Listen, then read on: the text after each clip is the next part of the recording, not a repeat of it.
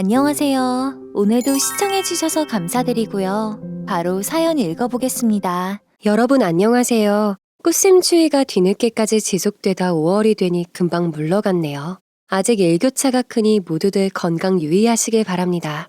가정의 달 5월이라고 하면 여러분들은 어떻게 지내시나요? 저는 봄이 되면 마음 한편이 묵직하게 불편해오는 것을 피할 수가 없습니다. 남들은 하하호호 모여서 이런저런 추억을 쌓아가지만 저는 시댁과의 치열한 갈등 이후에 결국 남남이 되어버린 상태거든요. 네가 사람이면 우리한테 이러면 안 되지. 너 다 토해내. 전세금 당장 토해내라고. 배은 망덕이 딱 너를 가리키는 거야. 감히 아들과 엄마 사이를 이간질시켜? 오냐, 오늘 너 죽고 나 죽자. 이 불려시 같은 거사. 느껴지시나요? 이런 시모를 상대로 악착같이 버텨왔습니다. 저는 맞벌이 부모님의 외동딸로 살아왔기 때문에 끈끈한 가족이라는 울타리를 늘 동경해왔습니다. 그래서 남들보다 빨리 결혼하고 싶었어요. 여럿이 함께 기념일을 축하하고 여행 다니는 단란한 가정을 꿈꿔왔던 사람이에요. 하지만 인생살이는 늘 그렇듯 제가 원하는 대로 진행되지 않네요. 남편은 아주 착하고 건실한 사람이지만 시어머니는 제가 원하던 이상형이 아니었습니다. 그래서 지금은 시댁이란 존재가 제 인생에 태클만 걸지 말기를 간곡히 기도하는 사이로 변했죠. 남편 역시도 본인의 부모가 했던 행동들에 큰 실망을 하여 우리 가정만 편안하면 아무것도 필요 없다고 말하고 있는 상태고요. 나이 먹으면 자식들한테 용돈도 받고 좀 편하게 살 줄 알았는데 이게 대체 무슨 일이야? 용돈을 받기는커녕 돈 보태주느라 허리가 휜다 휘어. 내가 전생에 무슨 죄를 졌길래 이리 힘들어야 하는지 원. 누구보다 행복한 가족을 원했던 저에게 어떤 일이 일어났는지 궁금하시지 않나요? 지금부터 저의 시댁 이야기를 썰풀듯이 풀어볼게요.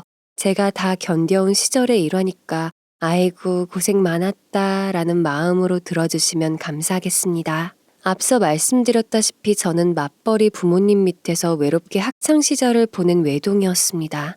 그 시절 부모님들은 맞벌이 부부가 많았어요. 다른 친구들은 언니, 오빠나 동생이 함께 자랐기 때문에 외로움과 싸울 시간이 적었겠지만 저는 형제 없이 밤늦은 시간까지 매일 홀로 집을 지켜야 했습니다. 타고난 성향 자체가 독립적이고 외로움이 적은 타입이었다면 좋았겠죠. 엄마는 이 시기쯤 이렇게 말씀하셨어요. 미안해. 우리 조금만 더 고생하자. 분명 좋은 날이 있을 거야. 사랑해 우리 딸. 저는 그때마다 엄마 품에 안겨 귀여운 애교로 웃음 짓곤 하였죠.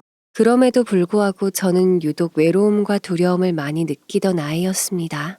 티는 안 냈지만 부모님이 오시기 전까지 고요한 방에서 홀로 버티는 것이 너무나도 힘들었죠. 학창시절의 경험 때문인지 성인이 되어서는 누군가와 빨리 함께 했으면 좋겠다고 생각했어요. 그런 이유 때문인지 타지로 혼자 올라와 대학을 졸업하고 사회생활을 이제 막 시작할 무렵 소개팅으로 만난 남편과 짧은 연애 끝에 아기를 갖게 되었습니다.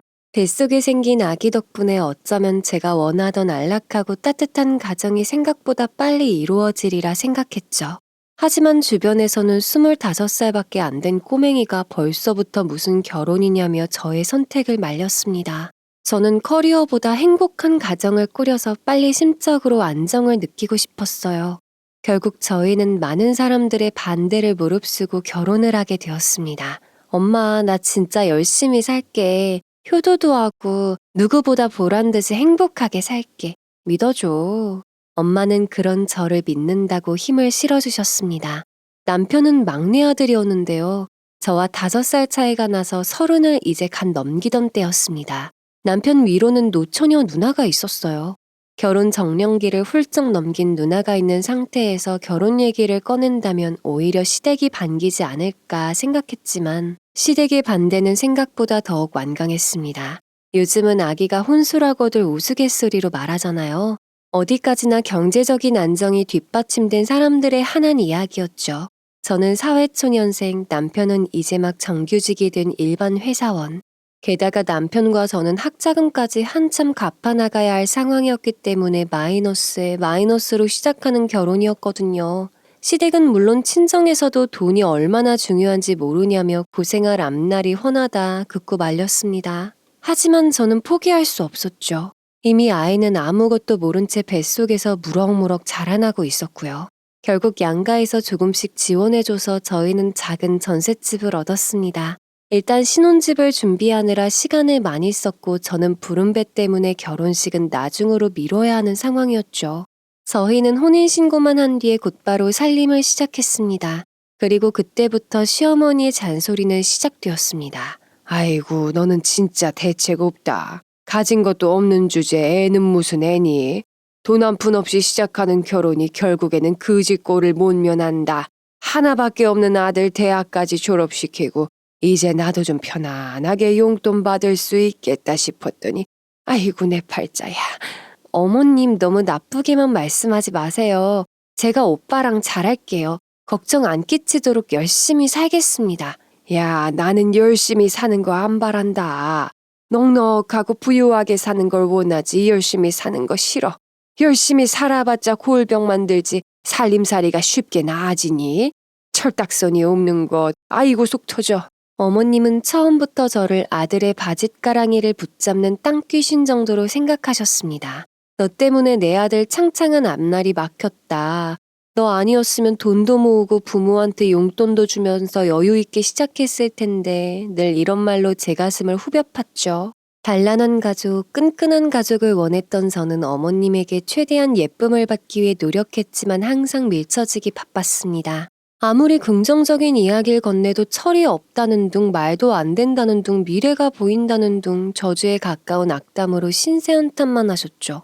처음에는 사고를 친 건 우리니까 이 정도는 감수해야지. 시간이 지나면 차츰 나아지실 거야 라고 생각했지만 뱃속에 아기가 태어나고 나서까지 어머님의 타박은 그치지 않았습니다. 저 역시도 산후 우울증이 겹치면서 점점 시댁에 잘 보이고 싶은 마음이 식어갔고 나중에는 악만 남게 되더라고요. 좋은 말도 여러 번 들으면 민망해진다는데 싫은 소리로 연신 찔러대니 어떻게 버티겠습니까? 다행히 남편은 책임감이 강하고 가정적인 사람이었습니다. 퇴근 이후에는 곧바로 육아를 도와주고 틈틈이 욕실이며 집안 청소를 도맡아 하는 1등 신랑이었죠. 이런 건 내가 할게. 나 설거지 하려고 태어난 사람이야. 본인도 출퇴근하느라 피로하고 힘들 텐데 집에 곧장 들어와서 좀 쉬라며 자신의 휴식 시간까지 쪼개주는 정말 최고의 남편이었습니다. 그런 남편 덕분에 시어머니의 스트레스와 쪼들리는 가게 상황에도 저는 괴로움을 버틸 수 있었습니다. 성실했던 남편은 하루하루 열심히 일했지만 연봉이 뚝딱뚝딱 오를 리가 없었습니다. 아이를 키우는데 들어가는 사적인 비용이 왜 이렇게 많던지 귀저귀의 분유값은 물론이고 각종 병원비와 약제비, 하다못해 튼살 크림 하나 구매하는 것도 가격이 상상을 초월하더라고요. 홀로 자취할 때에는 비할 바 없이 카드값이 늘어갔습니다. 저도 어떻게 해서든 생계를 유지하기 위해 부업을 하며 생활비에 보탬이 되려고 했지만 밑빠진 독에 물붓기였습니다. 친정이나 시댁도 여유롭지 못한 상태였기 때문에 덥석 큰 돈으로 도움을 주긴 어려웠고요. 그래도 하나뿐인 외동딸 최대한 도와주시려고 했던 친정. 저희 엄마 아빠는 어려운 살림에도 한 달에 30만 원, 50만 원씩 아기 키우는데 보탰으라면서 용돈을 보내주셨어요. 큰 돈은 아니지만 보탰어. 이서방도 저리 열심히 일하는데 우리야 뭐 살 만큼 살았으니 니들만 행복하면 되니까. 저희 부업일과 친정해주는 용돈을 더하면 남편의 월급에 근접하진 못하지만 생활비로 충당할 만큼은 되었습니다.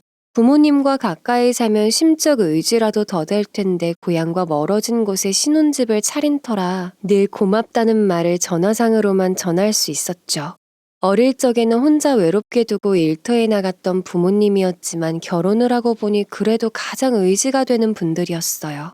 지금 생각해보면 아무것도 가진 것 없이 시작한 저희가 파산나지 않고 어떻게 저떻게 아이를 키울 수 있었던 것은 친정의 도움이 팔알이었던 것 같습니다. 그에 반해 시댁의 지원요? 수년이 지난 지금 떠올려보면 코웃음이 나네요. 같이 어려운 상황임에도 어찌나 친정과 그리 차이가 날 수 있는지. 본인의 아들 생활비인데 돈 10만 원 보내줄 때마다 생색은 그런 생색이 없었습니다. 너 이거 네 옷 사는데 쓰지 말고 아들 좋아하는 음식에 보태 써야 한다. 아무리 억소리 나는 시대라도 땅을 파봐봐. 10원짜리 하나 안 나오는 각박한 세상이야. 남들이 보면 100만 원은 주는 줄 알 겁니다. 물론 10만 원이든 5만 원이든 저희에게 도움을 주시는 거니 액수에 상관없이 감사한 마음이 맞죠. 하지만 돈을 보낸 이후 저에게 가해지는 시집살이가 그 금액을 초과할 정도로 힘들었기에 차마 기쁜 마음으로만 받을 순 없었습니다. 또 서운했던 점은 소액이라도 무조건 남편의 통장으로만 돈을 보내주신다는 점이었죠. 남편이 어차피 생활비는 다 부인 통장에서 빠져나가니 그쪽으로 넣어달라고 했지만 단 한 번도 제 계좌로 직접 돈이 들어온 적은 없었습니다. 남편에게 보내면 남편이 다시 저에게 이체를 해주는 식이었습니다. 그리고 10만 원의 지원이 있은 후에는 저에게 전화를 걸어서 자신이 얼마나 힘들게 지내고 있는지 보탬이 되지는 못할 망정 이렇게 자신의 없는 푼돈도 가져간다는 식으로 일정 연설을 늘어놓으셨습니다. 본인 손주를 낳은 며느리인데도 말이죠. 많이 못 보내줘서 미안하다. 아픈 데는 없냐? 보고 싶다. 바쁘고 피곤하더라도 꼭 네 건강 챙겨라. 로 저를 걱정하는 친정과는 다르게 허투루 쓰면 절대 안 된다. 없을 땐 최대한 아껴라. 중고도 요즘 잘 안 나온다. 등으로 잔소리를 해대는 시댁. 아마 남편마저 엉망인 사람이었다면 저는 결혼 1년 만에 짐 싸들고 나왔을 것 같네요. 시어머니에게 속상한 일이 생길 때마다 최대한 저를 위해 본인이 할 수 있는 일들을 해나가는 남편 덕분에 어금니 꽉 깨물고 신혼 초기를 견뎌냈습니다. 아니 글쎄 네 누나가 결혼을 한다고 하질 않니? 참 내 평생 남자라고는 근처에도 안 두던 것이 무슨 능력으로 만났는지 모르겠다. 사진 보니까 얼굴이 훤칠한 게 진짜 잘생겼더구나. 그러다 저희 가정의 잔잔한 표면 위로 커다란 바위 덩어리가 떨어져 내리는 사건이 생겼습니다. 바로 노처녀 신우이의 결혼이었습니다. 앞서 말씀드렸지만 제 남편 위로는 누나가 있었죠. 딸을 낳은 시어머니가 시댁의 구박에 못 이겨 늦게라도 낳은 아이가 바로 제 남편이었습니다. 신우이는 38세의 노처녀였습니다. 평생 연애나 결혼과는 담을 쌓던 두 사람이었죠. 제가 이른 나이에 결혼했을 때에도 시어머니와는 다르게 별다른 터치나 시누이 짓이 없었기에 남남처럼 지낸 사이였습니다. 그랬던 시누이가 연애라고는 전혀 해본 적이 없을 것 같은 그 시누이가 뜻밖의 결혼을 하겠다고 선언한 것이었습니다. 그것도 상대는 본인보다 무려 10살이나 어린 20대와 말이죠. 남편은 극구 반대했습니다. 아니 아무리 시대가 변했다고 하더라도 이건 아니지 엄마. 사람 겉모습 보고 판단해서는 안 되지만 뭐 볼 게 없잖아. 책임감도 없어 보이고. 이런 말하면 안 된다는 걸 알지만 저는 예비신랑이라는 사람의 이야기만 들었을 때 머릿속에 하나의 단어가 떠올랐습니다. 바로 제비족. 요즘은 제비족이라는 말을 안 쓰는 걸로 알지만 예전에는 여자들의 돈을 갈취하기 위해 의도적으로 접근하여 단물을 쪽쪽 빨아먹는 사람을 제비족이라고 불렀어요. 시누이가 결혼하려고 하는 남자가 딱 봐도 말 그대로 제비족 같은 남자였습니다. 시누이가 자기 관리도 잘하고 예쁘고 능력도 좋으면 10살 연하의 남자와 연애한다는 사실이 당연히 인정되겠죠. 별다른 의심 없이 두 사람의 연애에 고개가 끄덕여졌을 겁니다. 하지만 시누이는 절대 그런 여자가 아니었어요. 동년배, 아니 그보다 연상의 남자와도 연애하기도 힘들 것 같은 상태였다고 하면 너무하려나요? 하지만 그게 진짜 사실이었습니다. 아까도 시누이는 연애와 담을 쌓고 지냈다고 했죠. 오랜 기간 자기 관리가 없었던 시누이는 말 그대로 방치된 상태였습니다. 직업도 변변치 않고 더군다나 40이 다 되어가는 나이에 시어머니와 함께 살고 있는 그런 신우가 갑자기 6개월 만난 20대 후반의 남자와 결혼을 하겠다고 선언한다? 누가 생각해도 뭐지? 진짜일까? 싶은 상황이지 않겠어요? 저는 왕래도 없는 신우에게 굳이 나쁜 소리를 하고 싶지 않아서 표면적으로는 잘 생각한 뒤에 결정한 거겠지 말했지만 마음 한편으로 정말 괜찮은 걸까? 이상한 사람이 아닐까? 걱정이 샘솟고 있었습니다. 매사를 자기 유리하게 생각하는 시어머니는 노처녀 딸의 갑작스런 결혼 소식이 마치 뜻밖의 행운이란 듯 연신 들떠 계셨습니다. 평생 데리고 살 팔자라 생각했던 딸이 결혼하겠다고 나서니 한편으로는 마음이 후련해지셨나 봅니다. 어른들은 나이 많은 자식이 제 짝도 찾지 못하고 집에만 있으면 속 답답하다고 하잖아요. 어떻게 해서든 내보낼 수 있겠다는 마음이었는지 저와 남편의 결혼을 반대했던 때와는 다르게 등 떠밀며 어서 가라고 성화였죠. 여자는 모아둔 돈 없어도 일단 시집 가면 다 해결된다. 남자애가 젊으니 앞으로 모아 나가면 되지. 누가 곳간에 돈 한가득 쌓아두고 사냐? 막상 둘이 모으면 금방 모을 수 있으니까 걱정 말고 어여 말 나왔을 때 가. 저는 어머님이 신우 등 떠밀 때 하는 말을 듣고 어이가 없다 못해 화가 날 지경이었습니다. 저한테는 돈 없이 결혼한다고 그렇게 눈치와 타박을 주던 사람이 본인 딸 상황에서는 없어도 된다니요? 어떻게 사람이 한 입 가지고 두 말을 그렇게 천연덕스럽게 민망함도 없이 말하는지. 옆에서 듣고 있던 저는 표정 관리가 안 되어 어서 자리를 뜨고 싶었습니다. 아주버님 될 사람의 직업이 무엇인지, 자산은 얼마나 있는지, 신혼집은 어디서 어떻게 시작하는지 모른 채로 그렇게 둘째 시누이는 번갯불에 콩 볶아 먹듯이 혼인신고를 했습니다. 저는 아기 때문에 결혼식을 미룬 상태지만 시누이는 어떤 이유인지 결혼식 없이 혼인신고만 하고 합치더군요. 탐탁치 않은 점들은 손으로 셀 수 없을 정도로 많았지만 원래부터 왕래가 없는 사이였기 때문에 뭐 알아서 잘하겠지. 다른 사람 걱정할 시간에 내 앞가림이나 잘하자 싶었어요. 문제는 이 다음부터였습니다. 그리 멀지 않은 곳에서 살던 시어머님이 한 달에 한 번 보내주었던 생활비 지원을 끊으신 겁니다. 작은 돈이었지만 10만 원의 지원비. 그걸로 저한테 이것저것 다 부려먹으셨던 부분이었는데 조금 의아했습니다. 신우의 신혼살림 준비를 할 시기라 워낙 돈이 많이 들어가는 거니까 그럴 수 있다고 생각했는데 몇 개월이 흘러도 아무 얘기가 없더라고요. 그러던 어느 날 시모한테 전화가 왔습니다. 너도 알다시피 요새 결혼 준비로 이곳저곳 돈이 많이 나가네. 너희도 어느 정도 자리 잡아가니까 각자 알아서 살자. 네, 어머니. 그동안 생활비 지원해 주셔서 감사했어요. 악착같이 모아서 열심히 살아볼게요. 그리 많지 않은 돈이어서 큰 아쉬움은 없었지만 앞으로는 지원을 못 해주겠다 어쩐다 하시며 뚝 끊어버리시더군요. 그래도 더 이상 시어머니의 간섭이나 잔소리를 듣지 않아도 되겠다 싶어 한편으로는 후련한 마음도 들었습니다. 그런데 어느 순간부터 가계부를 작성하는데 금액이 조금씩 비는 게 보이는 거예요. 저희 집 가게는 남편이 매달 고정적으로 지출하는 주택 관련 돈을 제외한 나머지를 이체해준 뒤 제가 관리하는 식으로 사용했습니다. 남편은 월급 인센티브에 따라 어떤 달에는 100만 원, 어떤 달에는 150만 원 정도를 보내주었죠. 거기에 친정에서 보태주는 돈 얼마와 제 부업 자금 얼마, 이렇게 모인 돈으로 생활비를 사용하고 가계부를 작성했습니다.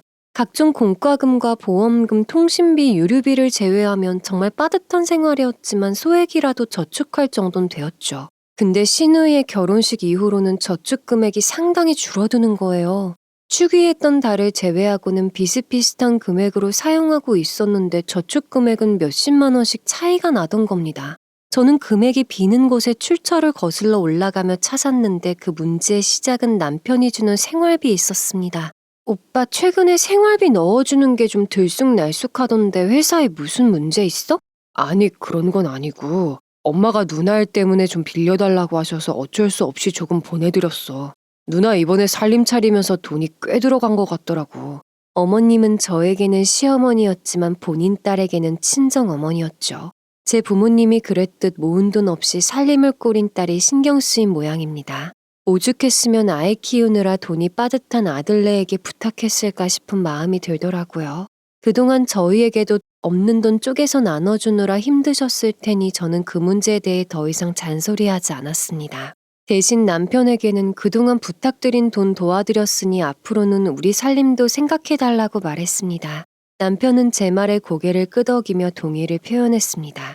저희 역시 아이에게 들어가는 돈이 하루가 다르게 늘어가니까 한 푼 두 푼이 아쉬운 상황일 수밖에 없었거든요. 그런데 며칠 뒤 시어머니에게 전화가 걸려왔습니다. 아이를 돌보면서 일까지 하는 통에 눈코 뜰 새 없이 바쁜 상황에 핸드폰에 떠있는 어머님의 이름을 보고 불이 나게 전화를 받았죠. 그런데 받자마자 어머님은 특유의 그 짜증스러운 목소리로 화를 내는 게 아니겠어요? 너 막내한테 뭐라고 했니? 내가 그동안 너네 가족 힘들 때마다 도와줬던 게 다 누나가 준 생활비에서 쪼개서 줬던 건데 사람이 어째 그렇게 심보가 못돼 먹었냐? 너가 받은 게 있는데도 누나 도와준다는 걸 철벽 치고 앉았어? 그게 무슨 말씀이세요? 무슨 철벽을 친다는 거예요? 너가 막내한테 엄마 부탁 더 이상 도와주지 말라고 안 했냐? 안 그러면 내 아들이 갑자기 안 된다고 철벽을 치겠어? 아이고, 이때까지 받은 건 당연하고 형제가 힘들 때 도와달라고 요구하는 건 뻔뻔스러운 거고. 너 그런 심보로 살다간 큰 벌 받는다. 벌 받아. 이게 무슨 어이없는 소리일까요? 저는 어머님이 수화기 너머로 고래고래 소리 지르는 것을 듣다 못해 전화를 끊었습니다. 분노에 찬 어머니의 전화가 2번, 3번 더 걸려왔지만 받지 않았죠. 저는 남편에게 전화를 걸었습니다. 방금 어머님이 전화를 걸어서 다짜고짜 화를 내신다고 대체 어머님께 무슨 말씀을 드린 거냐고 말이죠. 남편은 아 하는 짧은 탄식과 함께 자신이 중간 역할을 잘못했다고 곧바로 사과하더라고요. 방금 어머님이 급전이 필요하다고 연락이 와서 여윳돈이 없다고 말했더니 제가 시킨 것으로 오해하는 모양이라고 합니다. 그리고는 다시 설명드리겠다고 하며 전화를 걸려고 하는 거 있죠? 저는 불난집에 부채질하러 전화하는 거냐고 절대 전화드리지 말라고 했습니다. 어머님은 또 너는 부인 말 듣고 엄마한테 대드는 거냐며 분기탱전하실 사람이니 말이죠. 너무 답답해서 친정엄마에게 전화를 해서 하소연했죠. 엄마, 나 천하의 못된 며느리 됐어. 너무 속상해. 큰돈도 아닌데 이런 소리 듣는 게. 엄마는 대강의 이야기를 천천히 듣더니 차분하게 말씀하셨죠. 아이고야, 그냥 순리대로 살아. 너무 욕심내지 말고. 열심히 살면 어느 순간 좋은 날이 오니까 곧 좋은 소식 있을 거야. 내 딸 힘내. 그때까지만 해도 좋은 소식은 먼 훗날 저희 부부에겐 일어나질 않을 일로 치부해버렸어요. 참, 제 인생은 뭔지 남들은 억대 땅 때문에, 부동산 때문에, 유산 때문에 서로 속상한 일 생기고 해결한다는데 저는 고작 10만 원, 20만 원 때문에 눈물 나는 일들을 겪어야 하는 게 참 비참하더라고요. 왜 어른들이 모은 거 없이 어린 나이에 결혼한다고 했을 때 두 손 들고 말리는지 깨달았습니다. 그래도 다행인 건 그 사건 이후로 더 이상 어머님의 돈 요구가 없어졌다는 것이었어요. 시누이의 가게가 안정을 취한 건지 아니면 어머니가 빈정이 상해서 저희에게 더는 부탁하지 않은 건진 몰라도 어머님의 전화가 한동안 없더라고요. 때는 차라리 이렇게 각자의 생활을 하면서 서로 조용히 살았으면 좋겠다 하는 생각이 가득했습니다. 하지만 또 잔잔한 호수 위에는 돌멩이가 떨어지는 법이죠. 세상 일은 참 뜻대로 진행되지 않더라고요. 결국 제가 우려했던 상황이 시누이의 혼인신고 6개월 뒤에 일어났습니다. 앞서 얘기했던 그 의심스럽던 시누이의 남편, 제비족 같은 인간이 진짜로 사기꾼의 제비족이었던 것입니다. 결혼 준비를 진행하는 상태에서 친하지도 않은 시누이에게 그 사람 왠지 이상해요, 더 알아보세요 라고 할 수가 없었잖아요. 괜한 말 때문에 의가 상한다거나 초칠 수 있어서 모른 척 고개 돌렸던 것이 결국 참담한 결과로 우리 가족에 들이닥친 것이죠. 10살 어리던 20대 남자는 전적이 어마무시한 사람이었습니다. 이미 이혼 경력이 2번이나 있던 막장 중에 막장이었고 그 전에 만났던 여자들 역시 짧은 결혼 기간과 동시에 수천만 원의 돈을 갈취당한 상태였습니다. 이 남자의 수법은 번번한 외모를 무기로 만만한 여자에게 접근하여 알랑방귀 끼며 혼인신고를 하고 법적 부부가 됐음을 전제 조건으로 여자의 신용카드와 재산 등을 탕진한 뒤엔 헤어지는 식이었습니다. 제대로 된 연애 한 번 못 해봤고 야무진 성격이 절대 아니었던 무능력한 시누이는 결혼 준비를 한다며 발급한 카드만도 7장이었다네요. 할부에 현금 서비스까지 본인의 총 한도 모두를 다 쓴 상태였죠. 결국 남자는 결혼 준비를 목적으로 고급 물품들과 돈을 사용한 뒤 이혼을 의도적으로 진행한 것이었습니다. 바보 같고 어리숙했던 시누이에게 빚만 남기고 홀랑 떠난 것이었죠. 나중에 알고 보니 이게 요즘 유행하는 제비족들의 신종 사기 수법이라고 하더라고요. 아니 아무리 이혼을 해도 그렇지 그걸 오로지 시누이가 다 갚는 게 말이 돼? 법적으로 싸워서 어떻게 해서든 해결해야지. 누나랑 엄마가 알아봤다는데 그게 그렇게 쉽게 해결될 문제가 아니라네. 아, 나도 누나가 결혼한다고 했을 때 뜯어 말리고 싶었는데 진짜 미치겠다. 듣고 계시는 분들도 저와 같은 반응이겠죠? 어떻게 그 빚을 오로지 시누이가 다 덤탱이 쓸 수 있냐고 생각하실 겁니다. 결혼식도 없었기 때문에 얼굴은 사진 몇 장으로만 알 수 있었던 남자였지만 그래도 이런 사기꾼에게 법적으로 구제를 받을 수 있는 방법이 있지 않을까 생각했습니다. 경찰서에 가서 신고부터 하자. 이혼 전력을 속인 거였으면 분명 사기 결혼으로 처벌하고 보상받을 수 있지 않겠냐 목소리를 높였죠. 하지만 법적으로 해결하는 것도 돈이 있는 사람들이나 가능한 일이었습니다. 변호사 선임에 대한 상담을 받을 때 수백에서 수천에 이르는 수임비가 든다는 사실을 들었기 때문입니다. 거기에 카드값이 모두 결혼 준비를 위해 사용된 돈으로 판단된다면 승소의 가능성은 낮다는 것도 소송을 포기한 데 한몫했죠. 저희는 사방팔방으로 이 사건을 해결하기 위해 돌아다녔지만 결국에는 오로지 신우이의 이름으로 쌓인 빚 그 자체로 끝나게 되었습니다. 가뜩이나 가게 상황 때문에 스트레스를 받고 있던 우리들은 이번 사건 때문에 거의 파탄의 지경까지 이르렀습니다. 아무리 남남처럼 지내는 사이라 할지라도 시댁 내에서의 재앙은 저희 가정에까지 영향을 미쳤습니다. 이 상황을 알고 있는 이상 아예 모른 척 신우가 알아서 해라 모른 척 되진 않았어요. 시어머님과 신우가 해결해야 하는 빚을 조금이라도 돕기 위해 저희는 저축 금액을 쪼개고 쪼개서 보내드렸죠. 어찌됐든 저희한테 10만 원이라도 지원을 해주셨으니까요. 다만 밑빠진 독에 물 붓기 시기라 60% 저축 금액은 유지를 했습니다. 이 선택이 제가 결혼하고 나서 최고의 결정이 될지는 몰랐죠. 게다가 아이가 곧 유치원에 들어가야 하는 나이였기에 들어갈 돈은 하늘 높은 줄 모르고 올라갔지만 매일 앓는 소리 내는 그쪽 상황에 아예 등을 돌릴 순 없었습니다. 아무리 모진 말 뱉어서 제 속을 바가지처럼 긁어놓는 시어머니라도 다정한 교류 하나 없이 무뚝뚝하게 살아가는 바보천치 시누이라도 그래도 우리가 힘들 때 작지만 도움을 줬던 가족이니까요. 저는 남편과 상의하여 어머님께 돈을 보내드렸습니다. 힘드시겠지만 조금이라도 도움이 되었으면 한다는 장문의 메시지를 적어서 이체해드렸죠. 하지만 시어머니는 자기 아들이 도와주는 돈이라고 생각했기에 저한테는 일체의 말도 없으셨고 오직 아들에게만 고맙다고 이야기하셨습니다. 그런 사소한 행동 하나하나가 참 서운하더군요. 그러던 중 또 하나의 불행이 터졌습니다. 집에서 아이를 돌보고 있는 와중에 걸려온 친정 엄마의 전화였습니다. 얘 상황이 여의치 않게 돼서 미안하다. 너한텐 어떻게든 도움이 되고 싶었는데 이번 일 해결되면 엄마 아빠가 다시 도와줄게. 힘들어도 우울해하지 말고 조금만 아끼면서 살고 있거라. 엄마도 참. 우리 괜찮아. 그동안 오빠랑 나랑 모아놓은 걸로 살면 되지. 미안하다고 생각하지 말고 아빠 속상한 거나 잘 달래줘. 알겠지? 그동안 생활을 유지하는 데 큰 몫을 했던 친정에서의 지원마저 끊어진 것입니다. 친정 아버지는 건설업에서 일하고 계셨는데 근무 현장에 문제가 생겨서 몇 개월간 강제로 휴직에 들어가야 하는 상황이 생겨버린 것이었죠. 회사에서는 급여 보전금을 지급했지만 두 분의 생활비와 은행 자금들을 처리하는 데에도 빠듯한 금액이었습니다. 친정엄마는 몹시 미안해하며 전화를 걸어왔고 저는 되려 손사래를 치며 미안하긴 뭐가 미안하냐고 오히려 내가 도움되지 못해서 미안하다고 말했죠. 막상 말은 호기롭게 했지만 전화를 끊자마자 한숨이 푹 새어나왔습니다. 가뜩이나 한 푼 두 푼이 힘든데 이런 일까지 겹치다니. 다음 달 생활비가 걱정되었습니다. 제가 아무리 부업을 늘린다고 해도 금액 차는 별반 다를 바 없었거든요. 아이에게 들어가는 돈도 최대한 허리를 졸라맨 상태라서 더 줄일 수 있는 게 없었죠.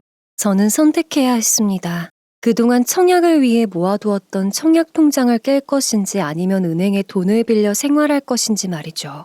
오랜 고민 끝에 저는 청약 통장을 담보로 은행에 돈을 빌리기로 했습니다. 많은 돈은 아니지만 그래도 한두 달 정도는 버틸 수 있는 돈이었어요. 남편에게 이런 상황을 상의하니 남편도 동의했습니다. 엎친 데 덮친 격의 상황이라 힘든 상황이었지만 불행 중 다행인 것은 남편의 인센티브가 전달보다 조금 올라간 상태였어요. 그걸 위안 삼기로 했죠. 조금만 버티면 다시 안정적인 궤도로 들어올 거니까 허리띠를 졸라매자고 서로 다독였습니다. 그리고 아이가 유치원에 다니기 시작하면 저 역시 다시 직장을 다니기로 했습니다. 그동안 취업 공고를 뒤지며 제가 다닐 수 있는 곳을 알아보았죠.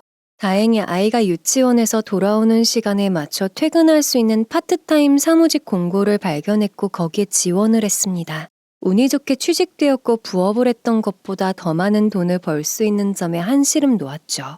마냥 죽으라는 법만 있는 건 아니구나 가슴을 쓸어내렸습니다. 그렇게 새로운 생활에 적응해 나가던 중 오랜만에 시어머님의 전화가 걸려왔습니다. 회사에서 바쁘게 일하던 중 어머님의 전화가 와서 황급히 비상구로 뛰어나가 전화를 받았죠. 아니나 다를까 어머님은 전화를 받자마자 또다시 저에게 돈을 요구하셨습니다. 너네 목돈 모아놓은 거 있으면 조금만 빌려줘라. 급한 게 있어서 그래. 다음 달에 이자까지 쳐서 꼭 줄게. 어머님, 저희가 목돈이 어딨어요. 있으면 진즉 도움드렸죠. 저희도 매달 빠듯한 거 더 잘 아시면서. 너네 이사 간다고 모아놓은 거 좀 있잖아. 어차피 오늘 내일 집 사는 것도 아닌데 급한 것만 좀 맞게 도와줘라 얘. 내가 오죽하면 너한테 이렇게 말하겠니. 너네 신혼 때 우리가 많이 도와줬던 거 생각해서 숨통 좀 돌리게 해줘라. 응? 어머니, 청약통장은 깨는 순간 그동안 모았던 기점들이 사라지는 거예요. 게다가 이미 그 통장 담보로 은행에 돈 빌린 게 있어서 저희는 아예 마이너스에 마이너스고요. 앞으로 이런 일은 저 말고 남편하고 얘기하세요. 저희 진짜 돈 없어요. 전화기 너머로 들려오는 갖은 고함 소리. 저는 이 말을 손으로 짚으며 얼른 통화 종료 버튼을 눌렀습니다. 아무리 급해도 그렇죠. 어떻게 아들 내외 청약통장까지 건드리려고 하시는 걸까요? 저는 고개를 가로저으며 다시 사무실로 들어갔죠. 집에 들어와 아이를 씻기는 도중 남편이 퇴근을 하고 돌아왔습니다. 저는 아이를 일찍 재운 후 남편에게 오늘 있었던 일을 말했죠. 남편은 그동안 하도 어머님이 돈 요구를 해오는 전화가 와서 아예 받지 않았더니 당신한테 전화를 건 것 같다며 씁쓸해했습니다. 저는 시누이의 그 제비족 사건 이후 어떻게 진행되고 있는지 몰랐어요. 남편에게 물으니 시누이가 개인회생을 신청하여 신용거래는 불가능해졌고 다달이 월급의 일부를 빚 갚는 데 사용하고 있다고 했습니다. 그동안 시누이 신용카드로 주로 생활을 했던 두 분이다 보니 생활을 하면서 어려움을 많이 겪고 있었다고 했죠. 그맘때쯤 어떻게 알았는지 시모는 제가 따로 모아두고 있는 적금을 내놓으라 소리치셨습니다. 너 저번에 우리 도와준다고 해놓고 그 돈 일부만 준 거 안다. 당장 다 내놔. 이 천하의 독한 것. 이 다 죽어도 지만 악착같이 살 것. 당장 내놔. 아니요, 그 돈 못 줘요. 어떻게 모은 돈인데요. 남들 명품 사고 사치 부릴 때 시장에서 5,000원짜리만 사 입었던 저예요. 이 돈은 우리 가정의 마지막 버팀목이에요. 차라리 저 죽이고 가져가세요. 저희 주머니 사정이 좋았다면 어떻게 해서든 더 도와드렸겠지만 저희 코가 석자다 보니 소에게 소소한 도움만 드릴 수 있는 상황이었습니다. 저희는 아무래도 마음이 좋지 않아 수중에 있는 돈을 긁어 모으고 모아 100만 원을 어머님께 드렸습니다. 그리고 이게 마지막 도움이라는 말을 달아놓았죠. 정말 마지막이 되었죠. 힘든 시간은 2년 정도 지속되었습니다. 그동안 저는 육아와 출퇴근을 병행하느라 어떻게 지냈는지도 모를 정도로 바쁘게 살았습니다. 남편 역시 야근이나 주말 특근을 마다하지 않고 최선을 다해 가게를 꾸려나갔죠. 그동안 여러 번의 명절과 기념일이 왔다 갔지만 시댁과 저희는 먹고 살기 바빠서인지 간단한 안부 전화 외에는 따로 만남을 가지지 않았습니다. 시어머니는 저희에게 여전히 서운한 마음이 있었나 봅니다. 명절에 전화통화를 하면서도 돈 얘기를 끊임없이 하시더군요. 다른 집은 명절이면 용돈을 100만 원씩 준다는데 다른 집은 생일에 뭘 챙겨준다는데 라는 식으로 주변에서 듣고 오는 효자효녀 얘기를 꼭 저에게 첨언하시더군요. 그렇게 따지고 보면 저 역시 다른 집은 시댁에서 집을 사줬다는데 다른 집은 아이 학교 들어간다고 얼마를 줬다는데 끊임없이 비교할 수 있겠죠. 하지만 저는 같은 부류가 되고 싶지 않아서 입을 꾹 다물었습니다. 저희의 사정은 생각도 안 하고 본인의 힘든 점만 계속 토로하는 시어머니가 참 밉고 야속하더군요. 게다가 가세가 기울어진 이유가 저희 때문도 아닌데 모든 금전적 도움은 막내 아들인 남편에게만 의지하려는 모습도 화가 났습니다. 지금도 그렇고 앞으로도 역시 시댁의 도움은커녕 발목 잡는 일만 없기를 진심으로 바라는 시절이었습니다. 추운 겨울을 겪으면 언젠가는 따뜻한 봄이 찾아온다는 자연의 법칙처럼 저희 가정에도 서서히 볕들 날이 다가오고 있었습니다. 남편이 그동안 뼈를 깎을 정도로 열심히 일한 덕분에 승진이 되면서 월급이 많이 올랐습니다. 고정급이 오른 점도 좋았지만 부서가 이동되면서 받는 인센티브도 예전에 비해 훨씬 좋아진 것입니다. 그동안 수익밖에 저축하지 못했던 가정에 활기가 돌았습니다. 저희는 소소하게 축하 파티를 열었고 그동안 아이가 갖고 싶어 했지만 사주지 못했던 장난감도 선물했습니다. 남편은 맞벌이 하면서 열심히 가정을 위해 노력해줘서 고맙다고 저한테 감사 인사를 하더라고요. 아무리 시어머니가 힘들게 해도 남편의 이런 성품 덕분에 저는 결혼하길 잘했다. 우리 가정 안 깨뜨리고 여기까지 보듬어오길 잘했다라는 마음만 가득했습니다.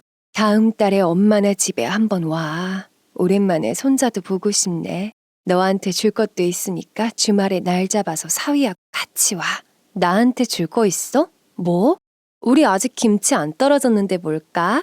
오면 알 수 있어. 그동안 엄마랑 아빠랑 너 위해서 준비한 거 있으니까 기분 좋은 마음으로 와서 같이 밥도 먹고 하자. 남편의 일이 잘 풀리니 이번에는 친정에서도 좋은 이야기가 들려왔습니다. 통화는 자주 하지만 거리가 멀어서 얼굴 보기 어려웠던 친정. 엄마는 저와 남편을 초대하며 선물을 주겠다고 하지 뭐예요. 무슨 선물일까? 특별한 기념일이 껴있는 것도 아닌데 뭘까 하며 나를 잡아서 모두 다 가족을 보러 고향에 내려갔죠. 오랜만에 즐거운 식사를 하고 그동안 받았던 스트레스를 부모님과의 대화로 날려보내며 행복한 하루를 보냈습니다. 그날 저녁 아이가 잠든 후 엄마는 저와 남편을 불러서 식탁에 앉혔습니다. 그리고는 조심스럽게 최근에 있었던 일을 이야기해주며 서류를 넘겨주었습니다. 무슨 서류인가 찬찬히 훑어보니 남편의 직장과 그리 멀리 떨어져 있지 않은 신축 아파트의 청약 접수 서류였습니다. 저는 깜짝 놀라서 이게 뭐냐고 바로 물어보았죠. 엄마는 최근에 민간 공고가 나서 지원했다가 운이 좋게 당첨이 되었다고 너희들이 들어가서 살면 좋을 것 같다고 이야기했습니다. 우린 살 만큼 살았어. 부자는 아니더라도 남들 사는 만큼은 살아야지. 엄마는 저와 남편이 결혼식도 제대로 하지 못한 채 작은 전셋집에서 아이를 키우고 사는 것이 늘 마음의 돌덩이처럼 얹혀 있었다고 말했습니다. 그래서 수시로 청약 공고를 훑어보며 지역적으로나 가격적으로나 괜찮은 조건이 나오면 시도해보곤 했다고 합니다. 그러다 최근에 세 가족이 살기엔 괜찮을 법한 민간 아파트 분양이 나왔고 거기에 지원해서 당첨이 되었다고. 계약금은 우리가 해결했으니 너네가 잔금만 은행에 얘기해서 잘 처리하면 입주하기 무리 없을 거라고 말이죠. 저와 남편은 너무나도 깜짝 놀라서 부모님을 멍하니 바라보기만 했습니다. 남편은 그동안 효도한 것도 없는데 이렇게 도움을 주어서 감사하다고 그 자리에서 큰 절을 올렸습니다. 저는 엄마도 힘들었을 텐데 우리를 위해서 큰 돈 쓰는 거 아니냐고 눈물을 흘리며 말했죠. 엄마와 아빠는 저희가 잘 사는 것만으로도 행복하다고 힘들게 시작한 결혼이니 이제는 좀 깨끗한 집에서 편안하게 아이 키우면서 살면 좋겠다고 웃어 보이셨습니다. 그동안 잘못한 일도 없는데 이 엉망진창 세상이 돈으로 저를 힘들게 한다고 하루에도 몇 번씩 가슴을 치며 울었었습니다. 어린 나이에 너무 고생하는 내 팔자가 원망스럽기도 했었는데요. 이렇게 좋은 일이 연달아 생기니 저는 갑자기 사는 게 꿈만 같아지더라고요.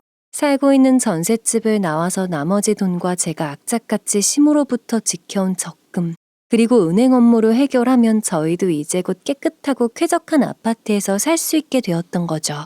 지금 살고 있는 집은 좁은 골목에 얽혀있는 다세대 주택의 작은 공간이었기 때문에 사실상 아이가 뛰어놀 놀이터도 빈약한 곳이었거든요. 엄마 아빠가 저희를 위해 청약한 곳은 신도시라서 공원도 잘 되어 있고 학교는 물론 상가까지 깔끔하게 완비된 동네였습니다. 저와 남편은 앞으로 이 은혜 평생 효도로 갚아야겠다고 생각하며 하룻밤을 부모님네 집에서 자고 돌아왔습니다. 그리고 들뜬 마음으로 입주 일정에 맞춰서 어떻게 잔금을 처리해야 할지 남편과 머리를 맞대고 즐거운 이사 플랜을 짜기 시작했죠. 그동안 청약을 위해 모아놓았던 통장에 있는 저축금액과 전세금으로 돌려받을 보증금을 더해서 계산했더니 저희가 감당이 가능한 만큼의 잔금이 남았습니다. 이 정도면 은행에 요청해서 해결할 수 있겠구나 마음을 놓고 있었죠.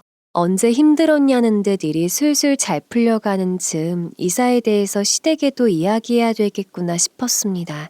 아무리 왕래가 없다고 해도 가까이 살고 있는 만큼 이사에 대해서는 미리 고지해 놔야겠다 싶었죠. 저는 남편을 설득해서 시댁에 가서 말하기로 했습니다. 오랜만에 아이를 데리고 시댁을 찾아간다면 보통 할머니들은 손주를 위해 맛있는 음식을 성심성의껏 준비하곤 하지 않나요? 하지만 저희 어머님은 냉장고에 있는 김치와 풀떼기 반찬 몇 개 그리고 김과 계란 후라이 정도만 차려주시더군요. 아이가 먹을 만한 반찬은 그 흔한 소세지 같은 것도 없었습니다. 이미 친정에서 진수성찬을 맛보고 왔기 때문에 손님 대접만으로도 얼마나 둘이 차이가 나는지 확 느껴지더라고요. 남편 역시도 엄마는 우리 온다고 하면 내 먹을 거라도 좀 챙겨주지 라며 아쉬운 소리를 냈습니다. 시어머니는 콧방귀를 끼며 너네가 무슨 귀한 손님이냐? 타박을 하셨습니다. 정말 몇 년 만에 만난 시누이는 깜짝 놀랄 정도로 뚱뚱해져 있었습니다. 스스로 몸을 가누기 어려울 정도로 보였습니다. 초고도 비만의 극한까지 왔다 느껴질 정도로 커진 몸으로 바닥에 털썩 앉아 고봉밥을 먹더군요. 저희 내외는 물론 오랜만에 만난 조카에게까지 따뜻한 눈길이나 인사 한번 주지 않았습니다.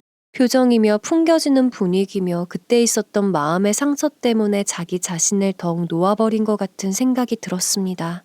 밥이 입으로 들어가는지 코로 들어가는지 모를 정도로 어색한 분위기가 흐르고 신우는 자신의 방으로 들어갔습니다.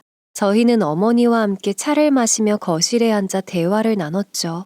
시어머니는 남편이 예전보다 살이 빠진 것 같다며 저에게 잘 먹이고 있냐, 아무리 바쁘더라도 남편 좀 챙겨라 또 잔소리를 시작하셨고, 남편은 내가 애도 아닌데 그걸 왜 부인한테 말하냐며 자중시켰습니다. 이런 분위기 속에서 우리가 이사를 갈 계획이라고 이야기하는 것이 맞을까? 그냥 이사 당일에 이야기를 하는 편이 낫지 않을까 고민이 되었지만 칼을 빼들었으면 무라도 써는 게 맞다는 생각으로 다시 마음을 다잡았죠. 엄마, 우리 곧 이사 갈 거예요. 지금 살고 있는 전셋집 빼고 회사 가까운 곳으로 운 좋게 이사 계획이 잡혔어요. 와, 너네들은 돈도 많나 보다. 우리가 도와달라고 했을 땐 그렇게 먹고 죽어도 없다고 난리를 피웠으면서 갑자기 이사는 무슨 이사야? 어디로 가는 건데? 장인어른과 장모님이 청약을 신청하셨는데 그게 운 좋게 당첨이 되어서 우리에게 양도해 주시기로 했어요. 우리가 잔금만 내면 들어갈 수 있게 계약금까지 모두 지불해 주셨고요. 남편은 시어머니 앞에서 친정을 치켜 세웠고 입술이 삐죽 튀어나온 시어머니는 얼굴이 종이장 구겨지듯 일그러지는 것처럼 보였습니다. 시어머님은 아파트 브랜드명을 듣더니 얼굴이 아주 사색이 되더라고요. 그 아파트 비싸지 않냐면서 너네가 무슨 돈으로 잔금을 처리할 수 있겠냐면서 노발대발하셨습니다. 그 순간 제가 지켜온 적금이 생각나셨는지 차갑게 말씀하셨죠. 그래, 그 돈 갖고 니들만 잘 사니 행복하냐. 천하의 못된 것, 독한 것. 어쩌다 저런 게 들어와서. 아이고 내 팔자야, 내 팔자야. 보통은 자신의 아들 내외가 좋은 조건으로 깨끗한 신축 아파트 이사를 간다고 하면 너무 잘 됐다고 축하해주는 게 부모 아닌가요? 부모가 아니라 지인이나 친구라도 그런 소식을 전하면 박수를 치며 덕담에 덕담을 거듭할 텐데, 시어머니는 자신은 돈이 없어서 이렇게 매일 힘들게 사는데 너희만 좋은 데로 이사가고 돈을 펑펑 쓴다는 식으로 몰아가기 시작했습니다. 남편은 어머니의 그런 반응을 보고 주먹을 꽉 쥐며 참느라 애쓰고 있었고 저도 어머니의 악다구니에 기가 차서 입을 떡 벌린 채로 바라보았죠. 지금 우리 꼴 좀 봐라. 네 누나 이름 뒤로 빚이 아직도 산더미인데 너네는 이 와중에 혼자 잘 산다고 신도시 아파트로 이사가는 계획을 세우는 거냐? 가까이 사는 가족들은 하루하루가 피말라 죽는데 너네만 잘 살러 간다고 이 자랑 치려고 온 거야? 무슨 말을 그렇게 하세요? 누나 빚 우리가 진 거예요. 누나도 40이 넘었는데 알아서 해결하는 거지. 언제까지 연대 책임으로 해결하려고 하세요. 우리 힘들 때 쪼개고 쪼개서 도와드린 것도 있는데 왜 그건 생각도 안 하시냐고요. 남편은 어머니를 노려보다 할 말 없다 싶었는지 저와 아이를 데리고 일어서려고 했습니다. 시어머니는 그 와중에도 너네는 매정하다, 가족 간의 의리도 없다며 고래고래 소리치셨습니다. 남편은 진절머리가 났다는 듯 고개를 저으며 어서 가자고 재촉했습니다. 이렇게 흐지부지 자리를 떴다가는 또 나중에 어떤 이야기로 우리를 괴롭힐지 안 봐도 비디오였죠. 저는 아이와 먼저 나가라고 했습니다. 남편은 그냥 나가자고 계속 제 팔을 끌었죠. 어머니, 이 아파트는 제 친정에서 어렵게 노력해서 만들어주신 집이에요. 저희만 잘 먹고 잘 살자고 돈 꽁꽁 숨겨두고 있다 자랑치러 온 것도 아니고요. 잔금은 다 은행 빚으로 해결하며 갚아갈 겁니다. 이사 가기 전에 미리 말씀드리는 게 자식의 도리여서 온 거예요. 자식의 도리? 자식의 도리 좋아하시네. 그래, 가버려. 가. 네 엄마가 죽든 네 누나가 죽든 아무런 상관하지 말고 그냥 너네만 잘 먹고 잘 살아. 어머님, 계속 그런 식으로 저희를 비난하실 거면 저희도 더 이상 할 말 없습니다. 앞으로 정말 어머님 안 찾아뵐 거예요. 저희 부모님의 감사한 마음을 이런 식으로 비아냥대는 시어머니. 저는 화가 머리끝까지 났습니다. 저는 싸늘한 표정으로 시어머니에게 경고를 했고 시어머니는 그런 저를 보며 이를 바득바득 갈았습니다. 그 순간 방 안에서 듣고 있던 시누이가 방문을 활짝 열어젖히며 거실로 튀어나왔습니다. 방 안에서 저희의 대화를 다 듣고 있던 모양이었죠. 남편은 아이의 신발을 신기다 거대한 육체가 튀어나오는 것을 보고 가만히 멈춰섰습니다. 시누이 역시 분노로 가득 찬 표정으로 남편과 저를 번갈아가며 노려보았습니다. 너네 이사 가든가 말든가 상관 안 해. 엄마도 이제 그만해. 쟤네들은 쟤네들끼리 알아서 살게 내비둬. 대신 너네 전셋집 보증금으로 엄마가 준 돈은 다 내놓고 가. 네, 드릴게요.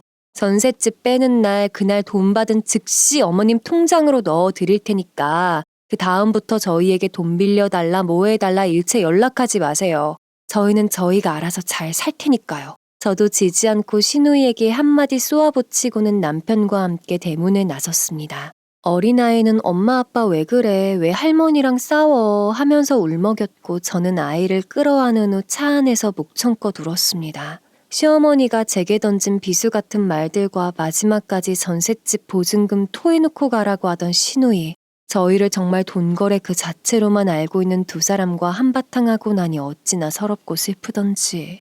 아이가 엄마 울지마 엄마 울지마 하며 따라 우는데도 불구하고 저는 엉엉 소리내어 울었죠. 남편도 핸들에 머리를 묻고는 어깨를 들썩였습니다. 저에게 미안한 마음과 동시에 가족에 대한 배신감이나 부끄러움 뭐 그런 감정들이 소용돌이쳤던 모양입니다. 그날 이후 저희에게 시댁의 연락은 한 통도 오지 않았습니다. 이제 철저하게 남남이 된 관계가 된 것입니다. 저 역시 차라리 이렇게 제대로 매듭을 짓고 새로운 출발을 하는 게 나은 선택이다. 자신을 위로하며 하루하루 꿋꿋하게 버텼습니다. 달력이 한 장 한 장 찢어지고 계절이 바뀌고 해가 바뀌었습니다. 그동안 은행 업무를 처리하고 입주 준비는 순조롭게 진행되었습니다. 아이에게 공사가 진행되고 있는 아파트 단지를 보여주며 여기서 앞으로 살 거라고 이야기하자 뛸 듯이 기뻐하더군요. 완성된 놀이터나 잔디밭 등을 보며 손뼉을 치고 엉덩이를 들썩거리는 모습에 저희는 한박 웃음이 터졌습니다. 엄마, 여기 너무 좋다. 우리 강아지도 키울까? 전셋집을 나오는 날 저는 보증금을 받는 그 즉시 시댁이 저희에게 빌려줬던 돈 2천만 원을 어머님의 통장에 넣었습니다. 그리고 문자로 입금했습니다. 잘 지내세요 라는 차가운 한 줄을 남겼습니다. 자존심만 남은 어머님은 저에게 따로 연락하지 않더군요. 남은 보증금 3천만 원은 친정에서 지원해준 돈이었어요. 저는 이것도 공평하게 친정에 돌려드리려고 했습니다. 하지만 부모님은 손사래를 치시며 극구 거부하셨어요. 너네 늦었지만 작은 결혼식이라도 올리라고 아니면 결혼 반지라도 하고 신혼여행 겸 가족여행이라도 다녀오라고 하며 한사코 받지 않으셨습니다. 참 같은 부모인데 어쩜 이렇게 다를 수 있을까요? 시댁과 이렇게 차이가 나는 모습에 저는 또 한 번 눈물을 한 바가지 쏟았죠. 남편은 이 사실을 알고 앞으로 친정부모님께 정말 잘하자며 저를 안아주었습니다. 그동안 겪었던 힘들었던 일 모두 다 털어내고 새로운 곳에서 잘해보자고 말했습니다. 어린 나이에 시집와서 고생 너무 많이 했는데 앞으로는 힘든 일 최대한 없도록 자신이 잘하겠다고 다짐해 주었죠. 그날 알게 되었습니다. 남편 역시 그동안 억척스러운 시어머니와 바보 같은 누나 때문에 평생 스트레스를 받으면서 살고 있었다는 사실을요. 그래서 어린 나이에 사귀게 된 저와 빨리 새로운 가정을 만들고 독립하고 싶었다고 했습니다. 되돌아보니 이제껏 견뎌온 모든 사건들의 격세지감이 들더라고요. 새로운 집에 이사를 가고 친정 식구들과 집들이를 마쳤습니다. 저의 취향이 묻어있던 가구들과 소품들로 예쁘게 꾸민 집을 보니 저절로 행복이 퐁퐁 샘솟았습니다. 그리고 저희를 위해 그동안 금전적으로나 심리적으로나 지원을 아끼지 않았던 하나뿐인 엄마 아빠에게 무한한 감사함이 들더라고요. 집 너무 좋다. 이젠 미래만 보고 예쁘게 꾸려가봐. 집도 넓으니 가능하면 손자 안겨주면 더 좋고. 엄마 아빠는 앞으로 좋은 일만 가득하고 돈 때문에 스트레스 받지 말라며 큰아본을 집들이 선물로 가져왔습니다. 재물을 불러온다는 식물인데 이름이 금전화라고 하더라고요. 단단한 초록색 이파리가 길게 뻗어있는 예쁜 화분에 딸아이는 입술 도장을 찍었습니다. 남편의 출퇴근 시간은 예전 집보다 더욱 단축되었습니다. 1시간 걸리던 출퇴근이 30분으로 줄어들었더니 가사일을 도와주는 시간이 더 많아졌죠. 야근이 없는 날이면 남편은 아이를 먹이고 씻기고 놀아주다 재우는 것까지 도맡아 해주었습니다. 저는 남편 덕분에 제 취업 준비에 힘쓸 수 있었죠. 저는 집 주변에 있는 다른 직장을 알아보기 위해 자격증 공부를 하고 최대한 빨리 복귀를 하기 위해 노력했습니다. 다행히 이전 직장에서의 2년여간의 경력이 도움이 되어 더 괜찮은 조건의 직장에 취직이 되었습니다. 지금 다니고 있는 이곳은 사내 어린이집도 구비되어 있는 직장이기 때문에 아이와 함께 출근한 뒤 아이와 함께 퇴근할 수 있는 최적의 근무지입니다. 이사 온 이곳이 신도시이다 보니 근처에 아이들을 키우는 맞벌이 부부가 많았습니다. 그래서 신도시 자체적으로 육아 복지를 위해서 여러 가지 사업을 하는 모양이에요.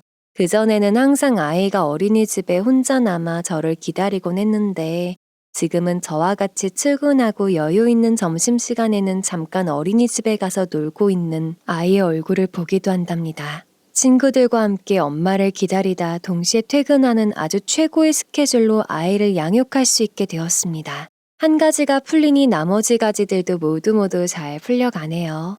저는 지금 아주 만족스러운 삶을 살고 있답니다. 남편은 제게 말은 안 해도 종종 시댁과 연락을 하는 것 같더라고요. 설류는 단칼에 뚝 끊어지지 않는 인연이니 남편 역시 자신의 부모와 누나를 아예 모른 척 할 수는 없을 거예요. 하지만 어머님이 저에게 이때까지 했던 수많은 일들이 있었기에 남편은 어머님의 이야기가 저에게 안 들어가도록 최선 다해 중간에서 커트하는 것 같습니다. 친정의 큰 도움 덕분에 쪼들렸던 삶에서 벗어났다는 생각이 들어서 그런 걸까요? 왠지 저한테 충성 모드인 것 같답니다. 자, 길고 긴 저의 이야기 어떠셨나요? 한 곱이 넘겨온 사람으로서 지금은 잘 풀렸다. 듣고 있는 여러분께 자랑쳐도 될 만하죠? 저도 신혼부터 새로운 집으로 이사 오기 전까지 시댁과의 돈 문제 때문에 얼마나 괴로워했는지 몰라요. 그때는 정말 이러다가 나 죽는 거 아니야? 생각될 정도로 스트레스가 심했답니다. 하지만 자연의 법칙처럼 인간사도 정말로 추운 겨울이 지나면 따뜻한 햇볕이 돋는 봄이 온다는 것을 경험한 만큼 지금 춥고 힘든 시기를 견디고 계시는 분들에게도 곧 좋은 일이 다가올 거라는 말씀을 전하고 싶어요. 끝이 보이지 않는 시댁과의 갈등도 언젠가는 곧 끝날 것이니 저처럼 어금니 깍 깨물고 견뎌내시기를 바랍니다.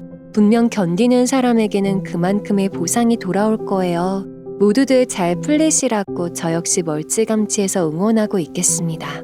그럼 따뜻한 5월 기분 좋은 일들 가득하시길 바랄게요. 저는 이만 사연을 줄이겠습니다. 모두들 안녕히 계세요.